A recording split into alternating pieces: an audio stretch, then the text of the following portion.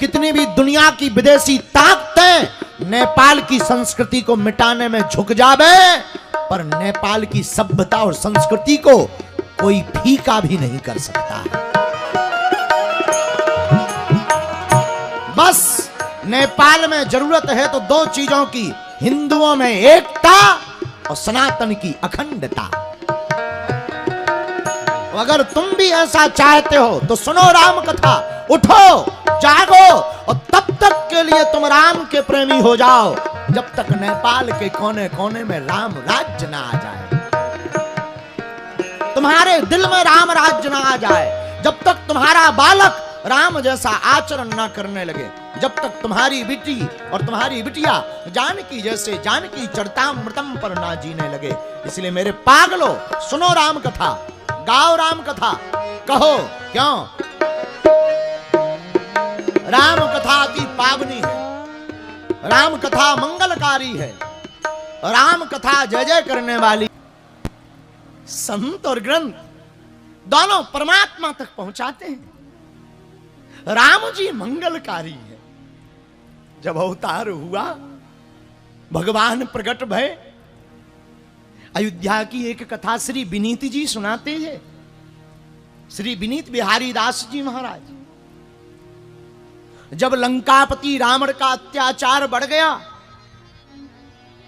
पापाचार बढ़ गया, बहुत ज्यादा उपद्रव होने लगा, गंदगी बढ़ गई, तब ऋषि मुनियों ने सुमेर गुरु पर्वत पर एक बैठक बुलाई।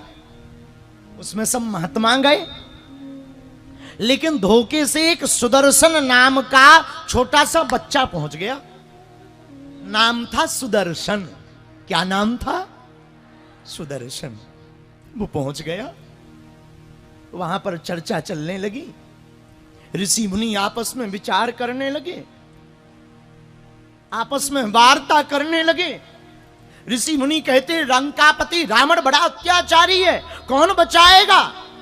एक वयोवृद्ध महात्मा ने कहा, अरे ऋषियों डरो मत, बहुत ही जल्दी अयोध्या में दशरथ भवन में दशरथ के घर कौशल्या नंदन बनकर के राम प्रकट होंगे। वो छोटे से सुदर्शन नाम के बालक ने सुन लिया, उसने सोचा बन गया काम, अपन को मिल ही जाएंगे अब राम। भागा भागा वो बालक अयोध्या आ गया। अयोध्या में गलियों में गुजारा करने लगा, कभी संतों के पीछे भागे, कभी सरजू जी में डुबकी लगावे, कभी सीताराम गुण गावे, कभी कहे हे रघुनाथ मरने के पहले प्रकट हो जाना, मरने के पहले अवतार ले लेना ताकि हमको दर्शन हो जाए। वहीं सरयू के किनारे एक झोपड़ी बना ली सुदर्शन ने। बालक था नन्हा सा, धीरे से पता लगा कि दशरथ जी का विवाह हो गया। कौशल्या, सुमित्रा, कैकेयी नाम की रानियां आ गईं। अब तो ये और उत्साहित हो गया कि अब प्रभु आने ही वाले हैं, लेकिन तब तक इसकी अवस्था युवान हो गई। इंतजार करते करते रोते रोते इसकी आंखों का पानी सूख गया, शरीर वृद्ध होने लगा, केस सफेद हो गए, दशरथ जी भी बूढ़े हो गए। और जब बुढ़ापा आ गया और कोई संतान नहीं हुई, ये रोज पता करता क्या महाराज को बेटा हुआ। लोग कह देते बड़ा बाबरा है, हो जाएगा, पता लगेगा। बेचारा रोता हुआ रहने लगा, आंखों में आंसू भर के कहता, हे राम, हे प्रभु, अब तो प्रकट हो जाओ, अब तो दर्शन दे दो। धीरे धीरे कब इसका बुढ़ापा आ गया पता नहीं लगा, लेकिन बुढ़ापे में ही नवमी तिथि के दिन चैत्र के महीना में शुक्ल पक्ष में अभिजीत मुहूर्त में दशरथ जी के यहां पर जब श्रृंगी ऋषि ने यज्ञ किया, उसी समय प्रभु श्री राम 4 रूपों में प्रकट हो गए। लेकिन क्या काम का प्रकट होना, ये सुदर्शन बूढ़ा हो गया, आंखें जर्जर हो गई, अब दिखना बंद हो गया, चल नहीं पाता, झोपड़ी में सूख सूख कर पड़ा रहता। राम जी 1 वर्ष के हो गए, 2 साल के हो गए, 5 वर्ष के हो गए। इसे तो हर साल पता लगे कि आज प्रभु के उत्सव की वर्षगांठ, आज जन्मदिन है भगवान का। रोज रोए, राम क्या मरने के पहले एक बार तुम्हारी आवाज हम सुन पाएंगे? मैं आ नहीं सकता तो क्या हुआ नाथ, तुम तो आ सकते हो। मैं नहीं देख सकता तो क्या हुआ, पर हे रघुनाथ तुम तो मुझे देख सकते हो। मैं नहीं सुन सकता तो क्या हुआ, तुम तो मेरी सुन सकते हो। क्या मैं इतना भागा हूं, क्या मैं इतना पापी हूं जो मुझे आपके दर्शन नहीं होंगे? और रघुनाथ जी कितने दयालु हैं, राम जी कितने अमंगलहारी हैं। एक दिन राम जी ने खेल ही खेल में लीला की, भरत जी के साथ खेल खेला, गेंद का खेल। और राम जी ने कहा ये गेंद के खेल में जो हारेगा वो अपनी पीठ पर तीनों भाइयों को बिठाकर पेड़ तक ले जाएगा। और राम जी जानबूझ करके खेल में हार गए, भरत जी को जिता दिया। और जैसे ही जिताया सोई छोटे छोटे भरत और लक्ष्मण पीछे पड़ गए, घोड़ा बनो घोड़ा, घोड़ा बनो घोड़ा। राम जी ने इतना सुना सोई दौड़ लगा दी, पीछे पीछे भरत जी, आगे आगे राम जी। और हमारे रघुनाथ जी भागते भागते वहीं पहुंच गए जहां सुदर्शन नाम का वो भक्त रो रहा था। हापी भरी है, तुरंत जाकर झोपड़ी के बाहर बैठ गए। अरे ओ बाबा, पानी मिलेगा क्या? आवाज बड़ी तोतली, बड़ी प्यारी बाणी, आज तक सुनी नहीं ऐसी। ऐसी मीठी तोतरी बनी बाणी को सुनकर पहचान नहीं पाया, जान नहीं पाया। बड़ा ऊंचा सुनाई दिया, पर सुनाई दिया दिखाई तो देता नहीं, उठ तो पाता नहीं। कहा भैया कौन हो, कौन हो तुम?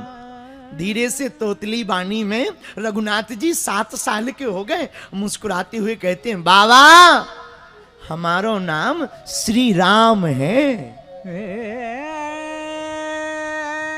हमारी मैया ने हमारो नाम राम रखो है। आहा, जहां इतना कहा, धावत विनीत वृद्ध भक्त की खोजत खोर, अवध किशोर के कहलो गुण गाइए, कांपत शरीर भयभीत देहरी पे गिरे, गोद में दुरे कहे बाबा मोही बचाइए। बाबा ने गोद में ले लिया, सिर पर हाथ फैलाने लगा। राम रघुनाथ तुम पहले ना आ जाते, हमें देखने मिल जाते। अब आंखें फूट गई, अब तुम कैसे होगे पता नहीं, पर बाणी बड़ी प्यारी है, चलो छूने को ही मिल गई यही बहुत है। और जिसे रघुनंदन स्पर्श कर ले, जिसे राम स्पर्श कर ले, जिसे वो ब्रह्म स्पर्श कर ले, वो जरा रह पाएगा? अरे इनकी कथा सुनने वाला जरा वृद्ध भी अपने अंदर क्रांति की ज्वाला जगा लेता है, रामत्व को जगा लेता है। राम की कथा सुनने वाला वीरत्व को जगा लेता है, राम की कथा सुनने वाला भक्ति को जगा लेता है। और कोई राम रघुनाथ की वाणी को सुने और वो वृद्ध रह जाए, वो कमजोर रह जाए। ये तो कमजोरों को भी बलवान बना देते, सुग्रीवों को भी जिता देते, ये तो पानी पर भी पत्थर तैरवा देते। ये तो बलवान है, महान है, भगवान है। रघुनाथ जी ने बाबा के गालों पर हाथ फेरा, थोड़ी चैतन्यता आ गई। और चैतन्यता आई तो कहा बाबा से, बाबा हम अपना घर भूल गए, तुम अपने कंधे पे बैठा के वो अपने भवन तक छोड़ दो। अरे महाराज हम तो बूढ़े हो गए, कहां से छोड़ें? ठाकुर जी जानबूझ करके कंधों पे चढ़ गए। रघुनाथ जी, बाबा उठ, उठ जा बाबा। और बाल पकड़ लिए, बाबा बेचारा भूखा प्यासा, किसने जाना।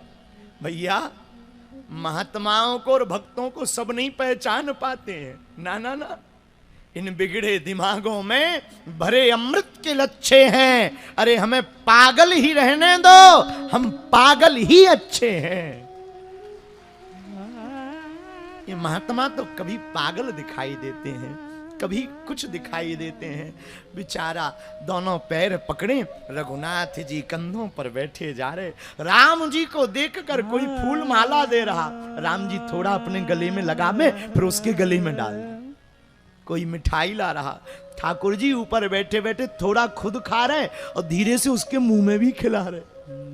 आज ऐसी तृप्ति मिली उसे, रोता जा रहा, आंसू बहाता जा रहा, चरणों को सहलाता जा रहा। उसने सुना था सुमेरी गुरु पर्वत पर कि दशरथ नंदन राम होंगे, अब वो मन ही मन अपने भाग्य पर इतराता हुआ सुदर्शन